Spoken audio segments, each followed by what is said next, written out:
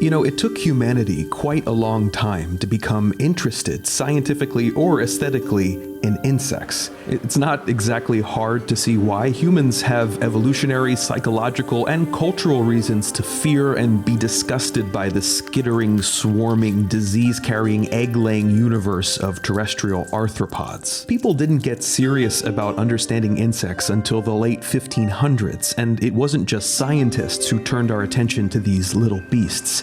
It was the artists.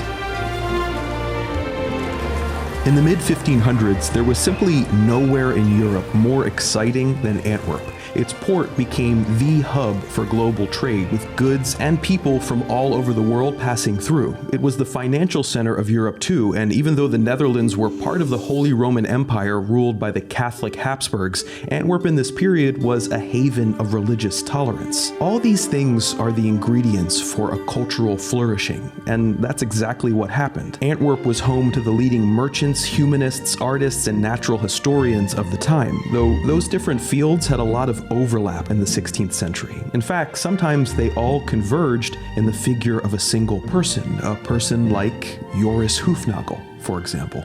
Hoefnagel was both literally and in spirit a Renaissance man. Born to a family of wealthy merchants at the height of Antwerp's glory years, his comprehensive humanist education made him a polymath. He knew several languages, he wrote poetry, played musical instruments, he had an interest in trade, geography, natural history, and more. But his true passion was in the visual arts, painting, and illustration. When he was young, Hoefnagel traveled to France, England, and Spain, sketching and painting everything he saw. He was particularly fascinated by the exotic plants and animals that came into the port of Sevilla from the New World. Now, we don't have any surviving writings from him, but it's clear from Hoefnagel's work that he had an enduring obsession with the varieties and intricacies of nature. In this way, he was a man of his time. The European Renaissance saw an explosion of interest in the natural world for the first time since the age of Aristotle. The scholar Brian Ogilvie suggests 3 reasons for this. First, a practical reason. People wanted to understand plants better so they could make better medicines with them. Second, a renewed fascination with ancient texts drove people to look closer at the world to understand what philosophers like Aristotle were writing about. And finally, in the 1500s, there was a vogue for curiosities and wonders from around the world, like those exotic things Hoefnagel saw at the ports of Antwerp and Sevilla. These impulses, says Ogilvie, existed within a wider movement in which people believed that the wonders of nature revealed God's magnificent creativity. This was especially true for Protestants who saw nature as God's quote-unquote second book after the Bible. Reading nature, so to speak, was a way of studying and glorifying God's works.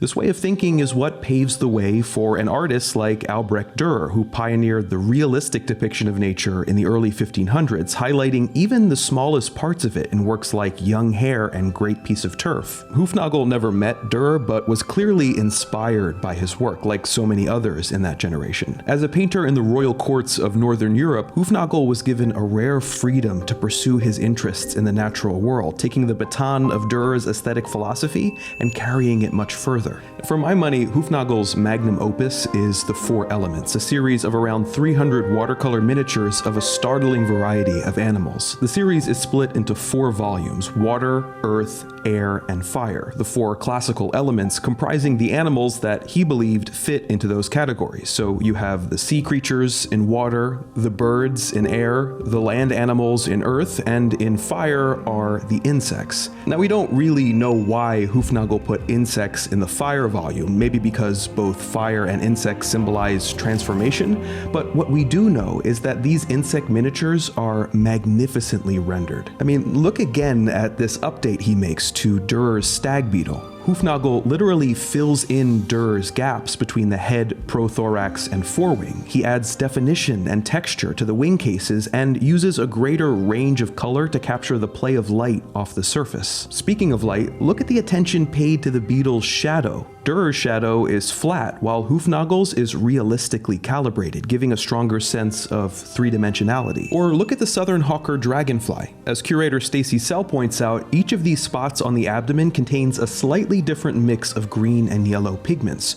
Hoefnagel isn't cutting corners here, he's taking pains to achieve precise detail. I mean, these wings are extraordinary. Not only is each areola individually shaped, but as L notes, Hoefnagel makes these minute brushstrokes at varying weights to show us the way light passes through the wing. Whereas many of the animals in the other volumes were copied from the work of other artists, the insects in the fire volume were almost certainly drawn from life. We know that because in some cases Hoefnagel actually included part of the insect in his drawing. But we also know that because at this time there was simply no other book to copy from. What you're looking at here is the first book devoted to insects in history, almost a century before the rise of the microscope and more than a century before the emergence of entomology as a science. Is the Four Elements a work of science or a work of art? I don't know that the distinction would have made much sense to Hoefnagel, not in the way that it does to us anyway. He brought a natural historian spirit of investigation, categorization, and discovery to painting.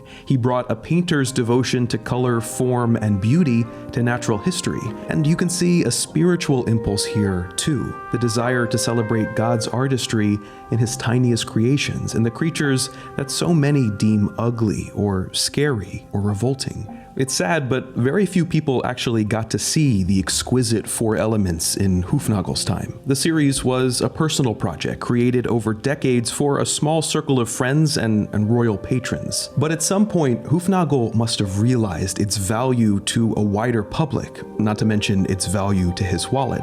So he worked with his teenage son Jacob to make another series of 48 intaglio prints called the Archetypa that grouped the animals from the Four Elements into creative, emblematic menageries. It was these prints that found their way into the hands of artists and naturalists across Europe, that found their way into collections, into natural history treatises, and ultimately into the collective consciousness of a culture growing rapidly more curious about how the world actually worked. Hoefnagel was both a subject and a source of that curiosity. He pushed our knowledge and our art forward, awakening us to the vastness of the universe at our feet.